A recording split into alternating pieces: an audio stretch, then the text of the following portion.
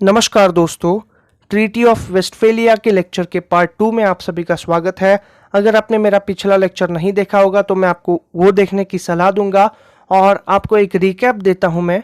1648 में treaty of Westphalia को sign किया गया था, लेकिन जो असली कहानी है वो उसके 80 साल पहले शुरू हुई थी। एक 80 साल पहले एक वॉर चालू था between kingdom of Spain and kingdom of Netherlands. ये जो वॉर था वो पॉलिटिकल कॉन्फ्लिक्ट था to recognize the independence of Switzerland and modern day Netherlands। और इसके 50 साल बाद एक रिलीजियस कॉन्फ्लिक्ट पैदा हुआ यूरोप में। उसका रिजल्ट क्या हुआ? किंगडम ऑफ स्पेन और किंगडम ऑफ फ्रांस, इन दोनों कंट्रीज के बीच में एक रिलीजियस कॉन्फ्लिक्ट चालू हुआ था। और ये इसलिए था क्योंकि यूरोप जो था बेसिकली 17th सेंचुरी में और 16th सेंचुरी में क्रिश्चियनिटी इस रिलीजन द्वारा डोमिनेट किया जाता था। क्रिश्चियनिटी का सबसे सुपीरियर इंस्टीट्यूशन है रोमन कैथोलिक चर्च, जो कि मॉडर्न डे इटली में सिचुएटेड था। तो इटालियन एम्पायर के डिक्लाइन के बाद में भी उसका जो रिलीजियस विंग था रोमन कैथोलिक चर्च, उसका इन्फ्लुएंस बढ़ते ही जा रहा था। यानी होली रोमन एम्पायर के कोलैप्स होने के बावजूद रोमन कैथोलिक चर्च का जो इन्फ्लुएंस था वो बढ़ रहा था। यहां तक कि वो इतना बढ़ गया था कि रोमन कैथोलिक चर्च का जो लीडर है पोप, उसने जो पॉलिटिक्स था उसमें हस्तक्षेप करना चालू किया था। रोमन कैथोलिक चर्च कहता था कि यूरोप में जितने भी कंट्रीज है, किंगडम्स है, सिटी स्टेट्स है, डचीज है, वो रोमन कैथोलिक चर्च के हिसाब से फंक्शनिंग करेंगे। रोमन कैथोलिक चर्च आपको प्रोविजंस बताएगा कि आप अपने रिलीजियस अफेयर्स किस प्रकार से फंक्शन कर सकते हो। यहां तक तो सिचुएशन ठीक था, लेकिन रोमन कैथोलिक चर्च ने कहा कि यूरोप में जितने भी कंट्रीज है, काउंटीज है, सिटी स्टेट्स है, उनके इंटरनल और एक्सटर्नल अफेयर्स भी, उनके प्रोविजंस भी रोमन कैथोलिक चर्च द्वारा निर्धारित किए जाएंगे। रोमन कैथोलिक चर्च आपको आपके कंट्री की होलीनेस के हिसाब से रैंक करेगा और आपके जो इंटरनल और एक्सटर्नल अफेयर्स है वो भी हम लोग गवर्न करेंगे। तो क्या हुआ? यूरोप में जितने भी कंट्रीज थे वो दो हिस्सों में बट गए। एक जो थे वो कैथोलिक सपोर्टर्स और दूसरे थे कैथोलिक को अपोज करने वाले, यानी प्रोटेस्टेंट्स। प्रोटेस्टेंट्स आप सभी को अगर पता ना हो तो क्रिश्चियनिटी के दो धार्मिक समुदाय है, एक है कैथोलिक और प्रोटेस्टेंट। और इन दोनों के बीच में मेन डिफरेंस ये था, कैथोलिक्स जो थे वो रोमन कैथोलिक चर्च को अपना सुपीरियर इंस्टीट्यूशन मानते थे।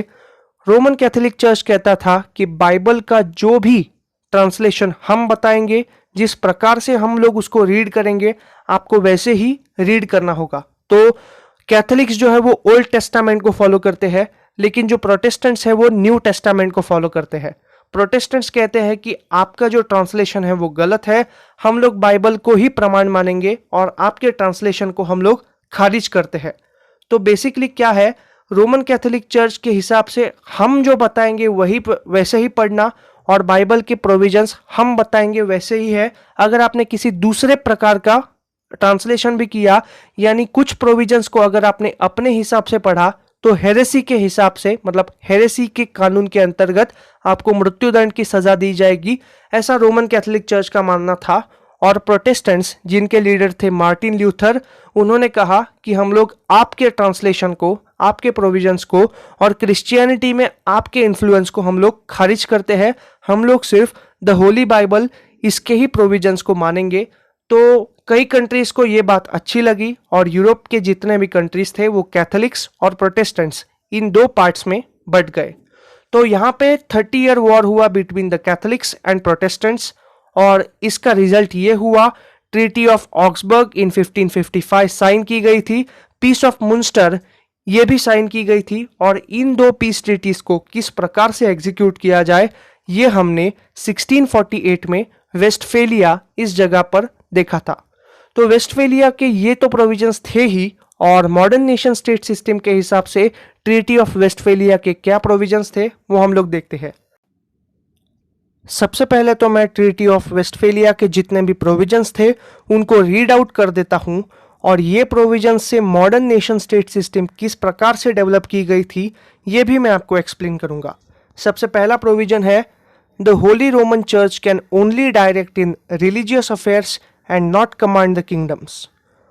दूसरा प्रोविजन था, all parties would recognise the peace of Augsburg of 1555।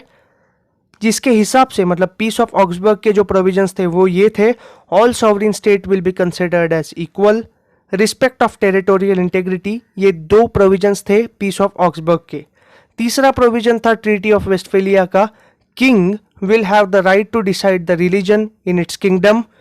चौथा प्रोविजन होगा, king will be the supreme leader in its state out of pressure of any party such as holy Roman church.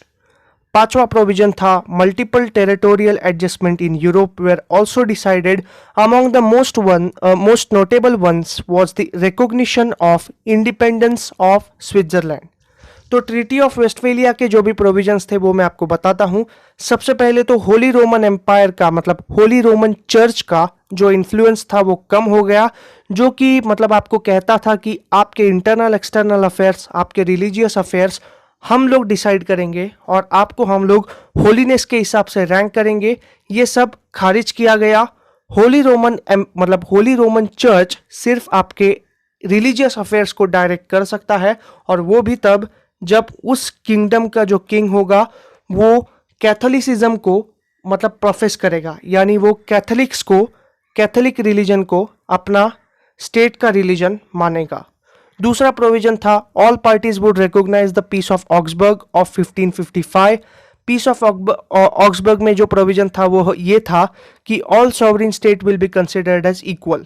ये provision आपको आज के ज़माने में the UN में देखने को मिलता है। यूएन में regardless of the population, regardless of the economic prosperity, सारे कंट्रीज को वन वोट दिया जाता है, इक्वल माना जाता है, और टेरिटोरियल सॉवरिनिटी को भी रिकॉग्नाइज किया जाता है। तो मॉडर्न नेशन स्टेट सिस्टम का टेरिटोरियल जो पार्ट है वो ट्रीटी ऑफ वेस्टफेलिया के सेकेंड प्रोविजन से आपको देखने को मिलेगा। यहाँ पे तीसरा प्रोविजन है, king will have the right to decide the religion of its kingdom. तो इंडिया का जो रिपब्लिक ऑफ इंडिया है वो एक सेक्युलर स्टेट है, और जो मोनार्की है यूके का, उसका कोई रिलीजन होगा या ना होगा वो आज के ज़माने में भी डिसाइड किया जा सकता है। बेसिकली किंग जो है वो एक टाइप ऑफ गवर्नमेंट है, और उसकी पॉपुलेशन का क्या रिलीजन होगा ये भी किंग डिसाइड करेगा। तो king basically type of government है। तो मॉडर्न नेशन स्टेट सिस्टम का गवर्नमेंट का जो एस्पेक्ट है वो भी, और पॉपुलेशन का जो एस्पेक्ट है वो भी इस थर्ड प्रोविजन के द्वारा निर्धारित किया गया। चौथा प्रोविजन है, king will be the supreme leader in its state and out of pressure of any party such as holy Roman church. तो मेडिवियल एज में क्या था, होली रोमन जो चर्च था वो बाकी सिटी स्टेट्स को, बाकी कंट्रीज को प्रेशराइज करता था कि हम लोग आपको गवर्न करेंगे, जबकि उस स्टेट को एडमिनिस्ट्रेट करने का काम, उस स्टेट को गवर्न करने का काम उस स्टेट के लीडर यानी उस किंग को करना चाहिए, लेकिन वो होली रोमन चर्च करता था, यानी सॉवरिनिटी रिकॉग्नाइज नहीं की जाती थी। और इस ट्रीटी के हिसाब से होली रोमन चर्च ऐसा डायरेक्ट नहीं कर सकता। इसके लिए किंग्स के जो सिटी स्टेट्स थी, जो किंगडम्स थे, जो कंट्रीज थे, जो डचीज थे, उनकी सॉवरिनिटी रिकॉग्नाइज की गई। तो मॉडर्न नेशन स्टेट सिस्टम का जो सॉवरिनिटी वाला एस्पेक्ट है वो इस प्रोविजन से इंस्पायर्ड है। Multiple territorial adjustment in Europe were also decided. ये basically modern nation state system के हिसाब से इंपॉर्टेंट नहीं है, लेकिन पीस ऑफ वेस्टफेलिया द्वारा स्विट्जरलैंड को इंडिपेंडेंस दिया गया, नेदरलैंड्स को इंडिपेंडेंस दिया गया, और बाकी भी सारे टेरिटोरियल एडजस्टमेंट है।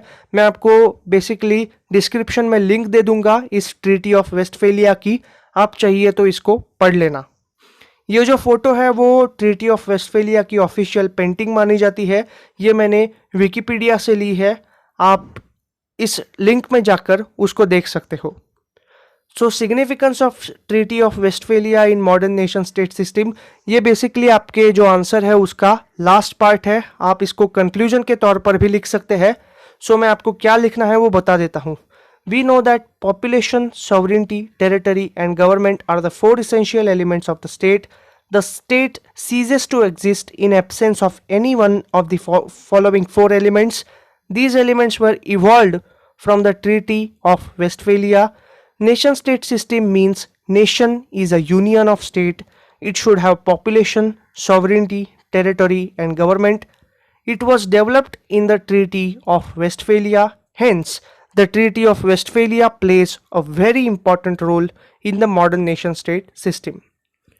तो कंक्लूजन में आपको क्या समझाना है, मॉडर्न नेशन स्टेट सिस्टम किसे कहते हैं, स्टेट के 4 इसेंशियल एलिमेंट्स क्या है, और आपको यह भी लिखना है कि चारों में से अगर एक भी एलिमेंट ना हो तो मॉडर्न नेशन स्टेट सिस्टम के हिसाब से a state ceases to exist. और ये जो 4 एलिमेंट्स थे मैंने आपको जो प्रोविजंस बताए थे उनसे इंस्पायर्ड किए गए थे, इसीलिए ट्रीटी ऑफ वेस्टफेलिया को मॉडर्न नेशन स्टेट सिस्टम का प्रेडिसेसर या फिर बैकबोन भी माना जाता है। ये भी आप अपने हिसाब से डाल सकते हो, और इसीलिए ट्रीटी ऑफ वेस्टफेलिया एक सिग्निफिकेंट ट्रीटी है।